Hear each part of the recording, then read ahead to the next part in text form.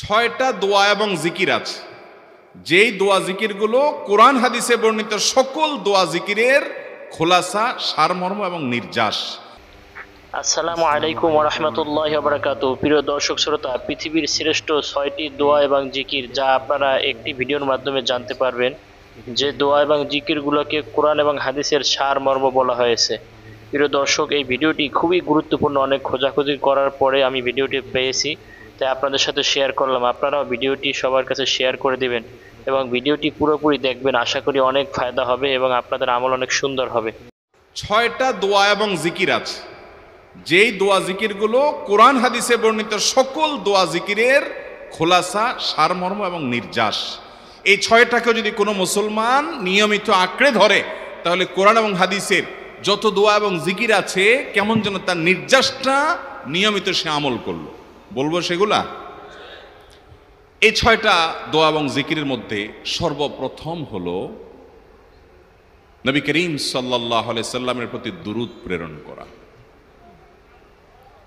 নবীজি সাল্লাল্লাহু আলাইহি সাল্লামের প্রতি দুরূদ প্রেরণ করার আমল এরকম আমল, আপনি যদি সারা দিনে শুধুমাত্র নবীজির প্রতি দুরূদ প্রেরণ করার আমলটাই জিকির হিসাবে সবচেয়ে বেশি করেন, দোয়া হিসাবে যদি এটাই আপনি সারাদিন করতে থাকেন, তো আপনার জন্য যথেষ্ট হবে। আল্লাহর কাছে আর কিছু না চাইলেও চলবে, আর কিছু না চাইলেও চলবে।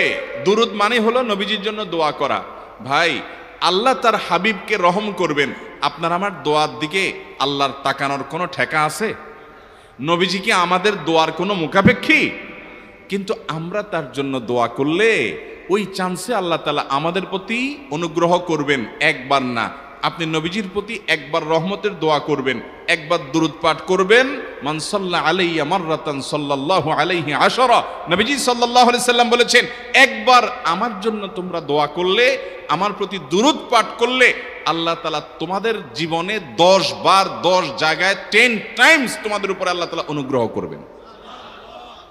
আপনি টেরও পাবেন না কত জায়গায় আল্লাহ অনুগ্রহ করেছেন। আল্লাহ বাঁচাই দিয়েছেন, একটুর জন্য শেষ হয়ে যান নাই। ওই যে দুরূদ পড়ছেন, আল্লাহ তাআলা রক্ষা করছে, আপনি খবরও নাই। আল্লাহ তাআলা আপনার প্রতি বিশাল একটা দান করছে, আপনি লক্ষ্যও করেন নাই। ওই যে দুরূদ পড়ছেন একবার, 10 বার রহমত হবে। এভাবে যত দুরূদ পড়বে সে তত রহমত এবং অনুগ্রহ পাবে। এক সাহাবী বলেছেন, ইয়া রাসূলুল্লাহ, আমি আমার দোয়ার কত অংশ আপনার জন্য রিজার্ভ রাখবো? আমি তো আল্লাহর কাছে অনেক কিছু চাইবো, অনেক কিছু নিবেদন করব, আপনার জন্য যেন আল্লাহ রহমত নাজিল করে, এটাই হলো দুরূদ। এই দুরূদটা আমি কি পরিমাণ রাখবো? 4 ভাগের 1 ভাগ, 3 ভাগের 1 ভাগ, অর্ধেক? এরপরে সাহাবী বলছেন, আসলে যদি সবগুলোই করি, উনি এক একটা পার্সেন্টেজ বলছেন, আর নবী করিম সাল্লাল্লাহু আলাইহি সাল্লাম বলছেন যে, তাকে বোঝাচ্ছেন যে আরো বেশি করতে পারলে ভালো হয়। তো সাহাবী বাড়াইতে বাড়াইতে শেষ পর্যন্ত বলেন যে, আমার দোয়া যদি সবগুলো আপনার জন্য করি, আমি যদি আর কোনো দোয়া না করি, শুধু আপনার জন্যই দোয়া করি, নবী করিম সাল্লাল্লাহু আলাইহি সাল্লাম তাকে সুসংবাদ দিলেন যে, তাহলে তোমার আর কোনো সমস্যা থাকবে না, সব সমস্যা দূর হয়ে যাবে, তোমার কোনো পেরেশানি থাকবে না।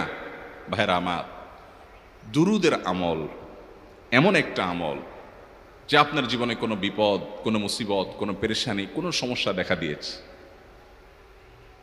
আপনি যদি দুরূদ পড়তে থাকেন, কোনো কিছু মনে আসছে না, অনেক সময় ছাত্র জিজ্ঞেস করে, ভাই পরীক্ষার হলে পড়া ভুলে গেছি, কি করব? আমি কি? দুরূদ পড়া শুরু করেন। আরবদেরকে দেখা যায় কোনো কিছু ভুলে গেলে তারা বলে আল্লাহুম্মা সাল্লি আলা মুহাম্মদ, আল্লাহুম্মা সাল্লি আলা মুহাম্মদ, এটা শুরু করে তারা। কারণ নবী করিম সাল্লাল্লাহু আলাইহি সাল্লাম এর হাদিস থেকে স্পষ্টভাবে, একটি নয় বহু হাদিস থেকে প্রমাণিত, যে ব্যক্তি দুরূদটা নিয়মিত পাঠ করবে, সালাত আলা নবীটাকে যে ব্যক্তি আঁকড়ে ধরবে, সব সময় তার মুখ থেকে সালাত সালাত সালাম চলতে থাকে, এই ব্যক্তির সকল গুনাহ আল্লাহ মাফ করে দিবেন, সকল পেরেশানি আল্লাহ তাআলা মুক্ত করে দিবেন। ভাইরা আমার, দুরূদের আমলটা এত গুরুত্বপূর্ণ আমল, এটা আমরা করি এখন। অনেকে আছেন যে আনুষ্ঠানিকতা যখন থাকে দুরূদের, মিলাদের, তখন একটু সালাত আলা নবী যেভাবে করেন। আর বাকি অনেকে আছেন যেগুলো করারও কোনো খোঁজ খবর নাই। দুরূদ বেশি বেশি করে পাঠ করবো তো ইনশাআল্লাহ। সবচেয়ে শ্রেষ্ঠ দুরূদ, সবচেয়ে উত্তম দুরূদ হলো দুরূদ ইব্রাহিম, যেটা নামাজে পড়েন। আর সবচেয়ে সংক্ষিপ্ত দুরূদ হলো সাল্লাল্লাহু আলাইহি ওয়াসাল্লাম। এছাড়া নবীজির প্রতি দোয়ামূলক যে কোনো দুরূদই আল্লাহর কাছে গ্রহণযোগ্য হতে পারে, যদি দুরূদের অর্থের মধ্যে, কথা বলার মধ্যে খারাপ কিছু না থাকে। দুরূদের নামে অনেকগুলো দুরূদ প্রচলিত আছে বিভিন্ন বই পুস্তকে, অমুক দুরূদ পড়লে অমুক এত নেকি হয়, বা অমুক দুরূদ পড়লে এতবার পড়লে ওই বিপদ দূর হয়, এগুলো কোনো হাদিস নির্দেশিত না। এগুলো হয়তো কারো তাজরিবা অভিজ্ঞতা নির্ভর, কিন্তু হাদিস নির্দেশিত দুরূদ হলো দুরূদ ইব্রাহিম, আর সবচেয়ে সংক্ষিপ্ত দুরূদ হলো সাল্লাল্লাহু আলাইহি সাল্লাম। অর্থের ভিতরে যদি খারাপ কিছু, শিরকের কিছু না থাকে, নবীকে আবার আল্লাহর পর্যায়ে পৌঁছানোর মতো গোমরাহি যদি না থাকে দুরূদের অর্থের মধ্যে, তাহলে যে কোনো দুরূদই আপনি আল্লাহর কাছে পেশ করতে পারেন। তাহলে 6টা দোয়া হলো কোরআন হাদিসের শত শত সহস্র দোয়ার নির্যাস এবং খোলাসা। তার 1 নম্বর হলো দুরূদের আমল। করবো না বেশি বেশি ইনশাআল্লাহ? আমার জীবনে বহুবার এমন হয়েছে, বহুবার এমন এমন বিপদ যে দেয়ালে পিঠ ঠেকে গেছে, এখান থেকে উদ্ধারের কোনো পথ আর চোখের সামনে দেখা যাচ্ছে না। আমি এই আমলটি, এর পাশাপাশি ইস্তেগফারের আমল যেটা 2 নম্বরে বলবো আমি, এই দুটি আমল কন্টিনিউয়াসলি করে গেছে, হরদম প্রতি নিঃশ্বাসে নিঃশ্বাসে, বাস টয়লেটের টাইম বাদে বাকি ফুল টাইম এটা দুরূদ এবং ইস্তেগফার অব্যাহত রাখছি। আল্লাহ তাআলা এমন ভাবে অলৌকিক ভাবে উদ্ধার করেছেন যে আমার কল্পনায়ও আসে না যে এখান থেকে এভাবে হেল্প হতে পারে। ভাইরা আমার অভিজ্ঞতার 2 পয়সার কোনো মূল্য নাই। আমার অভিজ্ঞতা কি আসলো না আসলো এটাতে কিছু আসা যায় নাই। রহমতুল লিল আলামিন আল্লাহর রাসূল, আল্লাহর নবী ওয়াদা করেছেন যে আপনার পেরেশানি দূর হবেই হবে ইনশাআল্লাহ। অতএব দুরূদের আমল বেশি বেশি করবো না ইনশাআল্লাহ।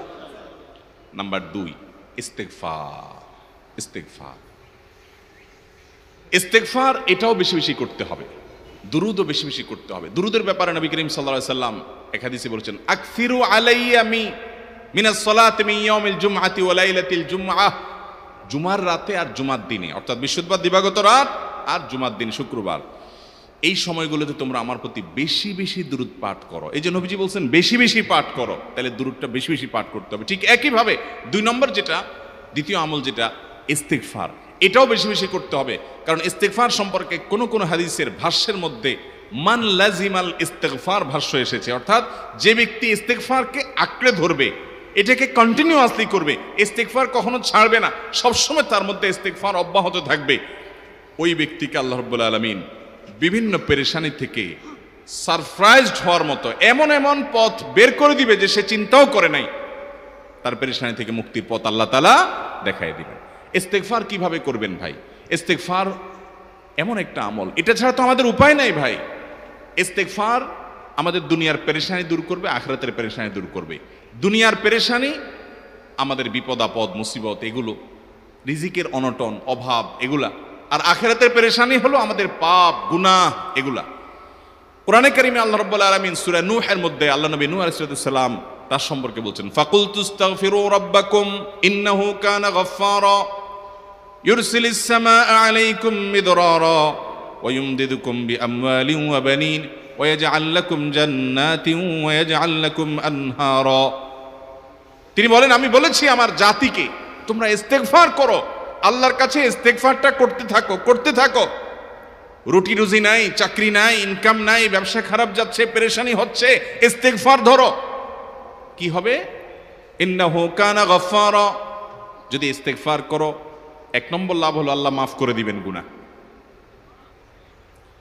ইউরসিলিস সামাআ আলাইকুম মিদরারা, যাতে ফসল ভালো হয়, রিজিক ভালো হয়, সেই ব্যবস্থা আল্লাহ করবেন। ওয়া ইউমদিদুকুম বিআমওয়ালিন ওয়া বানিন, ছেলে মেয়ে হয় না অথবা ভালো ছেলে মেয়ে নাই, আল্লাহ তাআলা নেক সন্তান দিয়ে তোমাকে শক্তিশালী করবেন, সম্পদ দিয়ে শক্তিশালী করবেন। ওয়া ইয়াজআল লাকুম জান্নাতি ওয়া ইয়াজআল লাকুম আনহারা, আল্লাহ তাআলা প্রসবন দিবেন, ফসল দিবেন, বরকত দিবেন রুজিতে। কিসের মাধ্যমে? ইস্তেগফার। কিসের মাধ্যমে ভাই? ইস্তেগফার। আহা, ইস্তেগফারের আমল আমাদের দেশে মানুষ আমরা জানি না ভাই। এটি সারাক্ষণ তারা অবসর সময়গুলোতে ইস্তেগফার করতে থাকে, আস্তাগফিরুল্লাহ ওয়া আতুবু ইলাইহি, আস্তাগফিরুল্লাহ আস্তাগফিরুল্লাহ। মানে কি? আল্লাহর কাছে আমি ক্ষমা প্রার্থনা করি, আল্লাহর কাছে আমি মাপ চাই, আল্লাহর কাছে আমি তওবা করি, আল্লাহর দিকে আমি ধাবিত হই, আল্লাহর কাছে আমি ফিরে যাই, আস্তাগফিরুল্লাহ আস্তাগফিরুল্লাহ। আপনি বসে আছেন নিরিবিলি, ভাইরা আমার, এখন আর নিরিবিলি বলতে কোনো সময় নাই, এখন আর ফ্রি টাইম নাই, এখন আর আমাদের অবসর টাইম নাই। আস্তাগফিরুল্লাহ কখন বলবো? মোবাইল টিপতে টিপতে টিপতে টিপতে, ফেসবুকের নোটিফিকেশন দেখতে দেখতে দেখতে, লাইক কমেন্ট গুনতে গুনতে আমাদের এখন কোনো ফুরসত নাই। বাহিরে তো নাই, টয়লেটে গেলেও তখন আমাদের ব্যস্ততা, মোবাইল নিয়ে, ফেসবুক নিয়ে, ঘুমাইতে গেলেও আমাদের ব্যস্ততা। ও ভাই আমার, অথচ আমার হায়াত শেষ হয়ে যাচ্ছে, আমল নামার শূন্য খালি, ফেসবুক টিপাটিপিতে পরিপূর্ণ। আল্লাহর কাছে কি নিয়ে যাবেন? ইস্তেগফার করবেন তো ইনশাআল্লাহ? অবসর সময় ইস্তেগফার করবেন তো ইনশাআল্লাহ? নিরিবিলি আছেন, একাকি আছেন, ইস্তেগফার চালায় দেন। 10 সেকেন্ড টাইম পাইছেন, ইস্তেগফার শুরু করে দেন।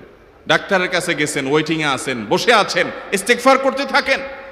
সিরিয়াল আছেন কোনো কাজের, ইস্তেগফার করতে থাকেন। ডিউটিতে যাচ্ছেন, গাড়িতে, বাইসাইকেলে, বাইকে, যে কোনোভাবে পায়ে হেঁটে ইস্তেগফার করতে থাকেন। যে কোনো অবসরের সময়গুলোকে ইস্তেগফার দিয়ে পরিপূর্ণ করে দেন। ভাইরা আমার, ইস্তেগফার সকল সমস্যার সমাধান। ইস্তেগফারের ভিতরে সবচেয়ে শ্রেষ্ঠ ইস্তেগফার হলো সাইয়্যিদুল ইস্তেগফার। সাইয়্যিদুল ইস্তেগফারটা যদি মুখস্থ না পারেন, অন্তত লিখিত ভার্সনটা পড়েন। সাইয়্যিদুল ইস্তেগফারের যে অর্থ, এটার যে মর্ম, বড় হৃদয়গ্রাহী ভাই, বড় মর্মস্পর্শী। ইমানদার এটার অর্থের দিকে তাকায় যদি পড়ে, তো তার অন্তর না গলে পারে না। আল্লাহুম্মা আনতা রব্বি, হে আল্লাহ, আপনি আমার রব, আপনি আমার পালনকর্তা লাগেন। আপনার সাথে আমার এই সম্পর্ক, আমি আপনার গোলাম, আপনি আমার রব, এই সম্পর্কটা আপনার সাথে আছে। আল্লাহুম্মা আনতা রব্বি লা ইলাহা ইল্লা আন্ত, ও আল্লাহ, আপনি ছাড়া আমার ইবাদত, আমার গোলামি, আমার দাসত্ব, উপাসনার উপযুক্ত আর কেউ নাই। আল্লাহুম্মা আনতা রব্বি লা ইলাহা ইল্লা আন্ত খালাকতানি, আপনি আমাকে সৃষ্টি করেছেন। ওয়া আনা আবদুক, আল্লাহ আমি আপনার গোলাম। দেখেন কিভাবে আল্লাহর সাথে সম্পর্কটার কথা বলা হচ্ছে মুহাব্বতের সাথে। খালাকতানি ওয়া আনা আবদুক, আল্লাহ আপনি আমাকে সৃষ্টি করেছেন আর আমি আপনার গোলাম।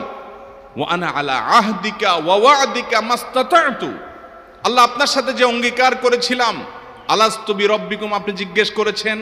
আলমে আরওয়াহাতে আমরা বলেছি বালা, হ্যাঁ আপনি আমার রব।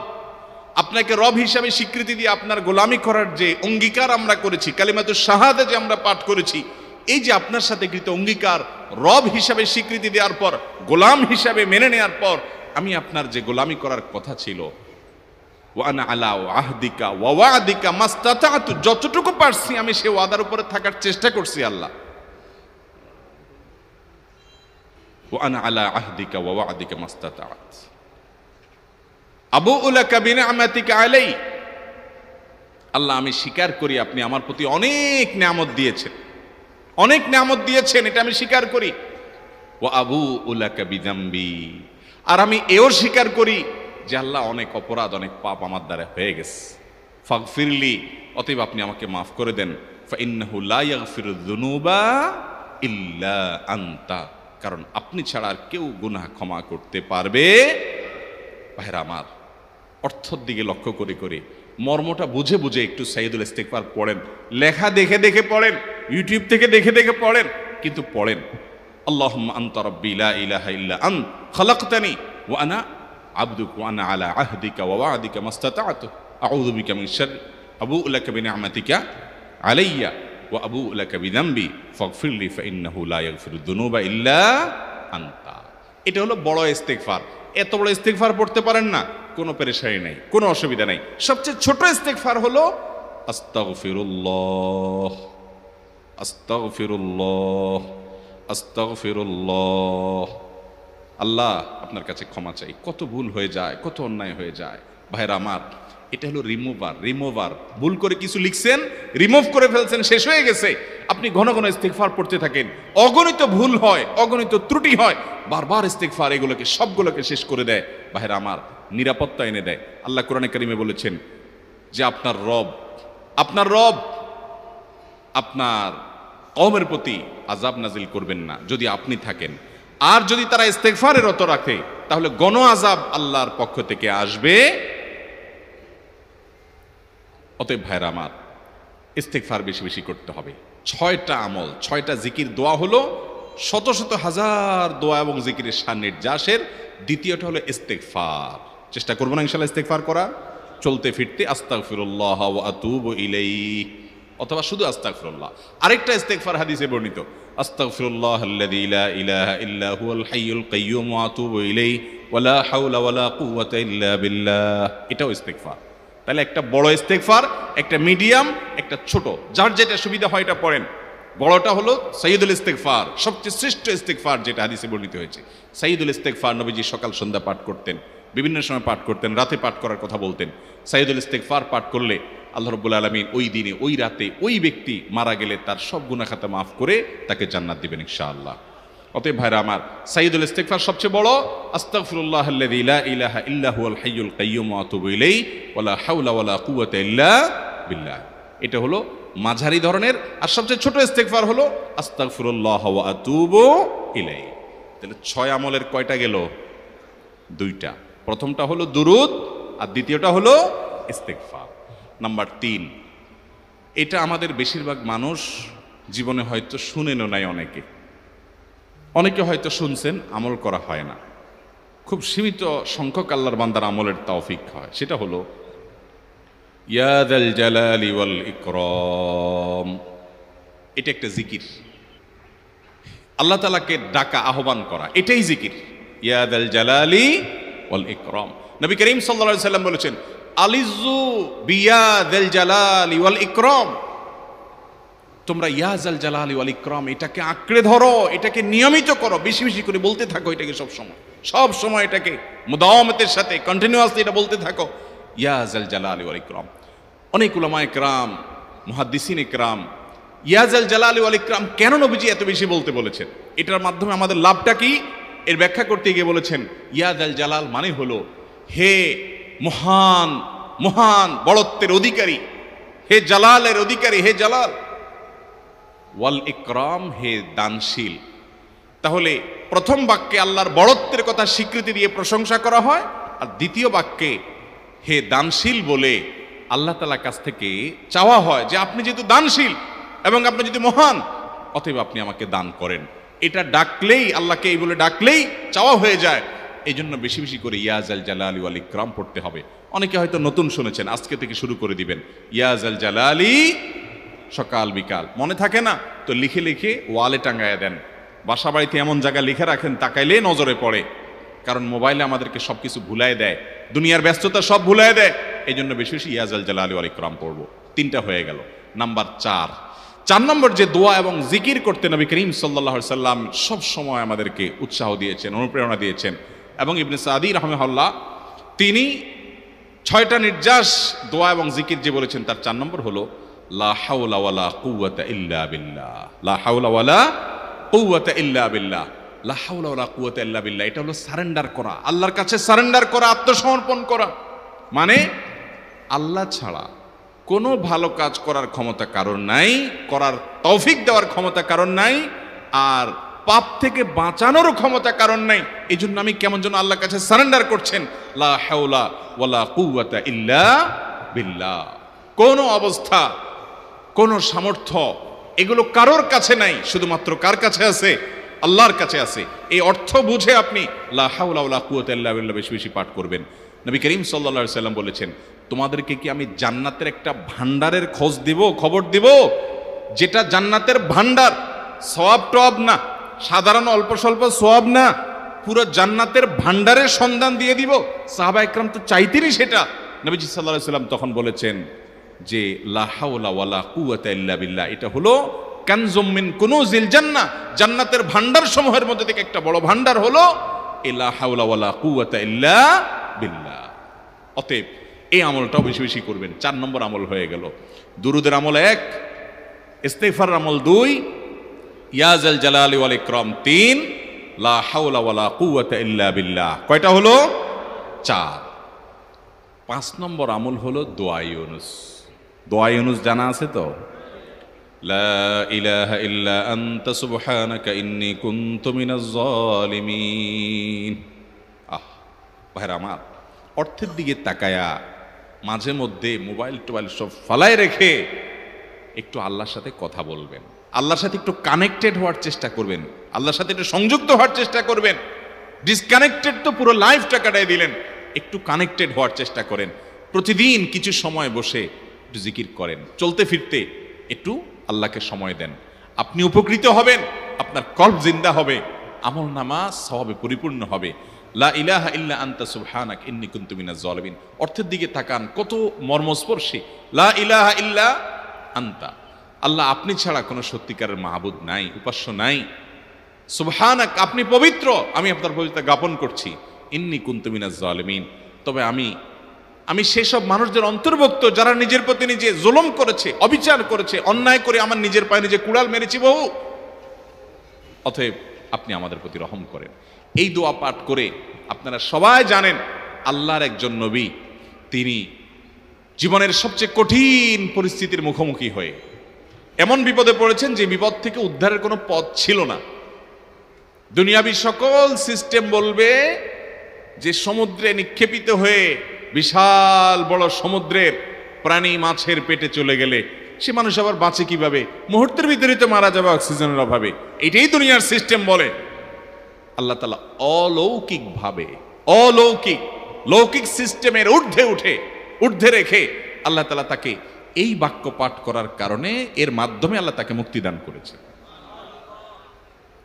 এবং আল্লাহ তাআলা এই ঘটনা কোরআনে উল্লেখ করার পর একটা সুসংবাদ বলছেন আমাদের সবার জন্য, বিরাট বড় আনন্দের সংবাদ। আল্লাহ বলেছেন ওয়াকাযালিকা নুনজিল মুমিনিন।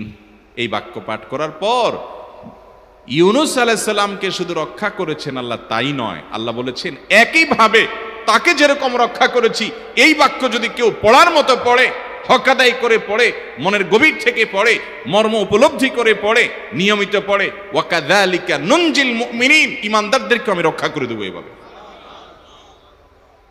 আরো শুনবেন, আমাদের প্রিয় নবী সাল্লাল্লাহু আলাইহি ওয়াসাল্লাম বলেছেন, তোমরা আমার ভাই ইউনুস ইবনে মাত্তা যে দোয়া করেছে, ওই দোয়াটাকে তোমরা আঁকড়ে ধরবা, যে কোনো বিপদে আপদে মুসিবতে আল্লাহর কাছে চাইবা। ভাইরা আমার, আমরা বিপদ আপদে পড়লে হুজুরদের কাছে চলে যায় দোয়ার জন্য। অনেকে মাজারে চলে যায়, সেখানে মানত করে, টাকা পয়সা দেয় বিপদ উদ্ধার করার জন্য। কপাল পড়া জানে না ও কার গোলাম, ও আরশে আজিমের মালিকের গোলাম, তার সাথে ডাইরেক্ট কানেক্টেড হওয়ার সুযোগ আছে, শুধু ইউজ করলেই হয়, সুইচ দিলেই হয়। কপাল পড়া জানে না, ডানে বামে গিয়ে নিজের আমল বরবাদ করে, ঈমান বরবাদ করে, তাওহীদ নষ্ট করে। ভাইরা আমার, তাহলে যে কোনো সমস্যা ফিল করি অথবা স্বাভাবিক অবস্থাতে দোয়া ইউনুস পাঠ করব, লা ইলাহা ইল্লা আনতা সুবহানাকা ইন্নী কুনতু মিনাজ জালিমিন। ভাইরা আমার, দুনিয়ার মানুষের কাছে আপনি অপরাধী এটা বললে খারাপ লাগে। আপনি একটা অফিসে চাকরি করেন, দুর্নীতি করে চুরি করে ধরা পড়ছেন, বসের কাছে যায় মাপ চাইছেন, স্যার ভুল হয়ে গেছে, আর কখনো করব না, লোভে পড়ে করে ফেলছি, বিপদে পড়ছিলাম, টাকা টানছিল স্যার, আর কোনোদিন করব না, মাফ করে দেন স্যার, চাকরিটা রাখেন স্যার। আপনি মাপ চাইলেন, লজ্জিত হলেন, চোখের পানি ফেললেন, পাও ধরে মাপ চাইলেন, ছোট হলেন।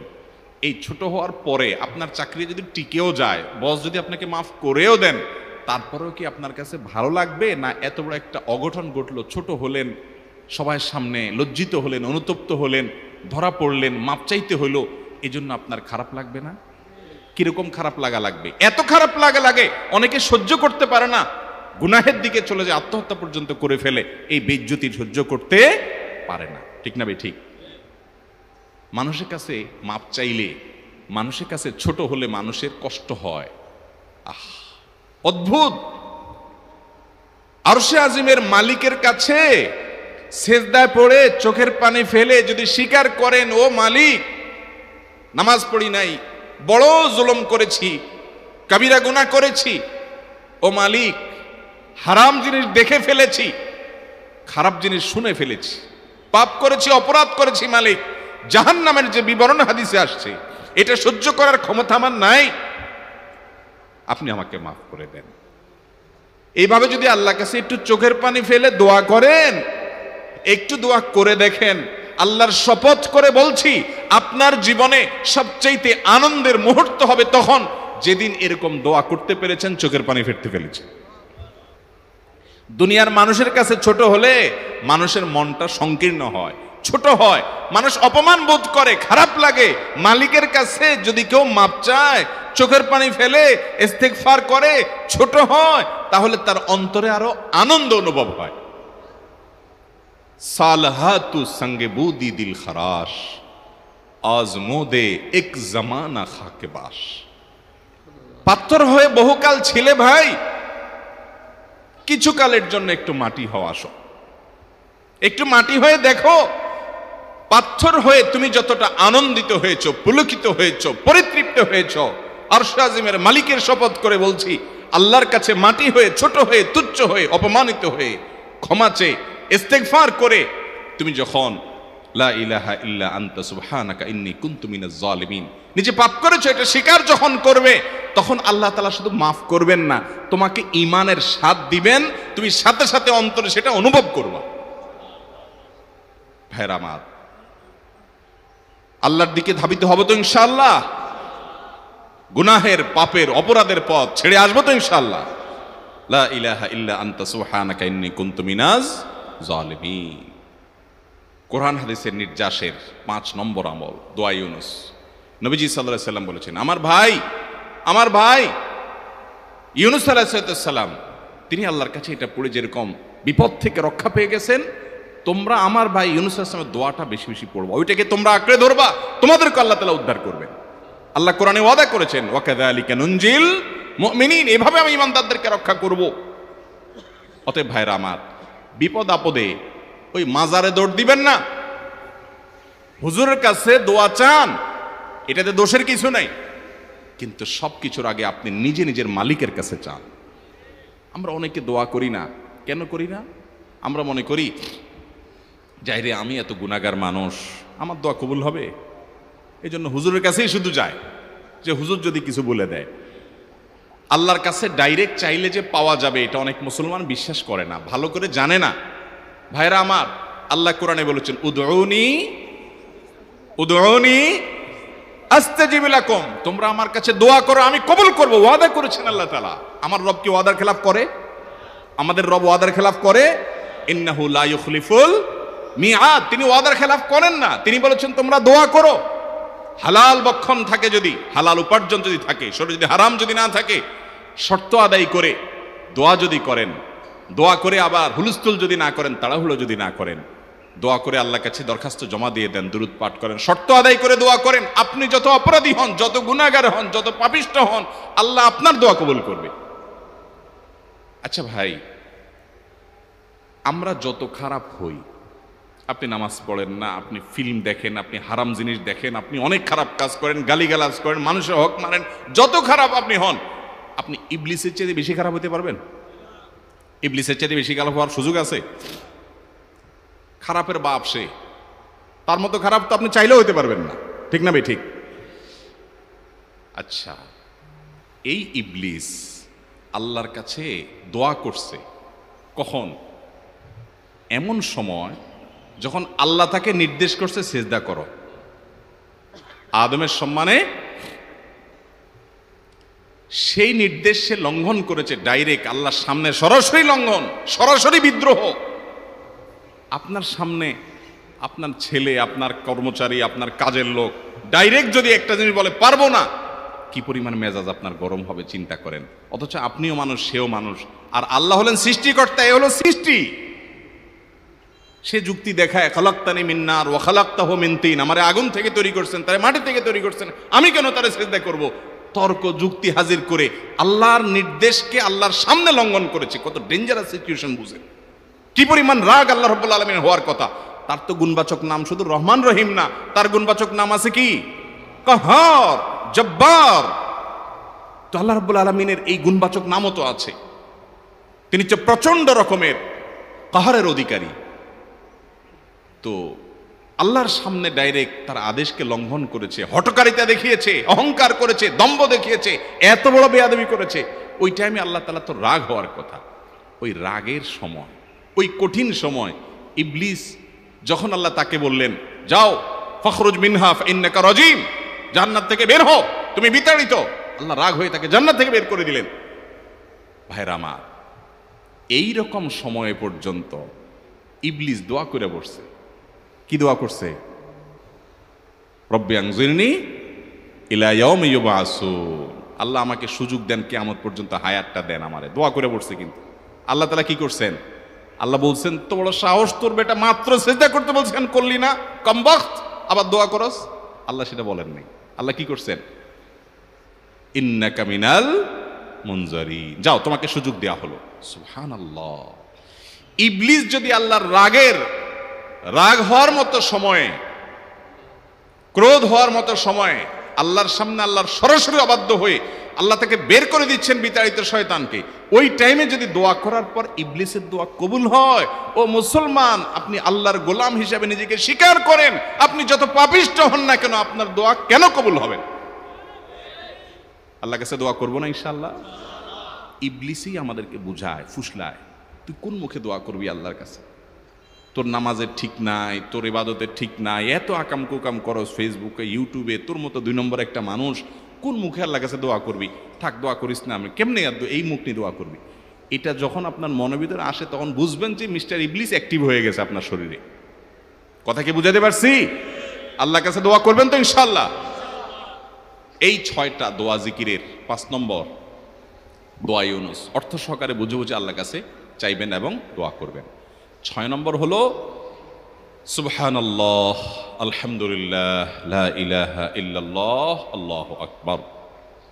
এই বাক্যগুলো দেখবেন ঘুরে ফিরে নবী করিম সাল্লাল্লাহু আলাইহি ওয়াসাল্লাম সারাদিন পড়তেন। 5 ওয়াক্ত নামাজের পরে 33 বার দেখবেন। আবার দেখবেন সকাল সন্ধ্যায় সুবহানাল্লাহি ওয়া বিহামদি 100 বার, সুবহানাল্লাহি ওয়াল হামদুলিল্লাহি আল্লাহু আকবার 100 বার। আবার এগুলো মাঝে মধ্যে 10 বার, রাতের শোয়ার সময় 33, 34 বার। বিভিন্ন সময় দেখবেন ঘুরে ফিরে এই সুবহানাল্লাহ, আলহামদুলিল্লাহ, লা ইলাহা ইল্লাল্লাহ, আল্লাহু আকবার, এগুলো একটা মিজানের পাল্লাকে পরিপূর্ণ করে দেয়। কোনোটা আসমান এবং জমিনের মধ্যবর্তী জায়গায় সওয়াব দিয়ে পরিপূর্ণ করে দেয়। এত বেশি ফজিলতপূর্ণ জিকির। এই জন্য পুরো কোরআন হাদিসের দোয়া এবং জিকিরের নির্যাসের শেষ এবং 6 নম্বর হলো বেশি বেশি করে দিন রাত 24 ঘন্টা যখন সুযোগ পাবেন, যেখানে যেখানে হাদিসে যে সংখ্যা বলা আছে ওটাতে করবেনই, ওর বাইরেও বেশি বেশি করে সুবহানাল্লাহ, আলহামদুলিল্লাহ, লা ইলাহা ইল্লাল্লাহ, আল্লাহু আকবার বেশি বেশি করবো না ইনশাআল্লাহ? আবারও বলছি, পুরো কোরআন হাদিসের দোয়া এবং জিকিরের নির্যাস 6টির একটি হলো, এটি ইবনে সাঈদী রাহিমাহুল্লাহর গবেষণা, তার গবেষণার আলোকে তিনি এটা পেশ করেছেন। এটি আবার কোন হাদিস থেকে নির্যাস বের করে দেওয়া হয়েছে সে নয়, এটা একজন মুফাসসিরের গবেষণা। তিনি বলেছেন কোরআন হাদিসে যত দোয়া বলা হয়েছে সবগুলার মর্ম কথা এর মধ্যে চলে আসে। তাছাড়া নবী সাল্লাল্লাহু আলাইহি সাল্লাম এবং কোরআনে এইগুলাকে বেশি বেশি করতে বলেছেন। আলিজ্জু, আকসিরু, মান লাজিমা, এই শব্দগুলো ব্যবহার করা হয়েছে। এই জন্য এগুলো বেশি বেশি করে করতে হবে। এই যে শেষেরটা নবী সাল্লাল্লাহু আলাইহি ওয়াসাল্লাম সবসময় বিভিন্ন জায়গায় করতেন। আবারও বলছি, নাম্বার 1 দুরুদ, নাম্বার 2 ইস্তিগফার, নাম্বার 3 ইয়া যাল জালালি ওয়াল ইকরাম, নাম্বার 4 লা হাওলা ওয়ালা কুওয়াতা ইল্লা বিল্লাহ, জান্নাতের ভান্ডার এটা, নাম্বার 5 লা ইলাহা ইল্লা আনতা সুবহানাকা ইন্নী কুনতু মিনাজ জালিমিন, বিপদ না আসলেও স্বাভাবিক অবস্থায় পড়বেন। নাম্বার 6 সুবহানাল্লাহি ওয়াল হামদুলিল্লাহি ওয়া লা ইলাহা ইল্লাল্লাহু আল্লাহু আকবার। নিয়মিত করব তো ইনশাআল্লাহ? আল্লাহ আমাকে আপনাকে আমাদের সবাইকে আমল করার তৌফিক দান করুন, সব সময় জিকিরের মধ্যে থাকার তৌফিক দান করুন। জাযাকুমুল্লাহু খায়রা ওয়া আখিরু দাওয়ানা আলহামদুলিল্লাহি রাব্বিল আলামিন।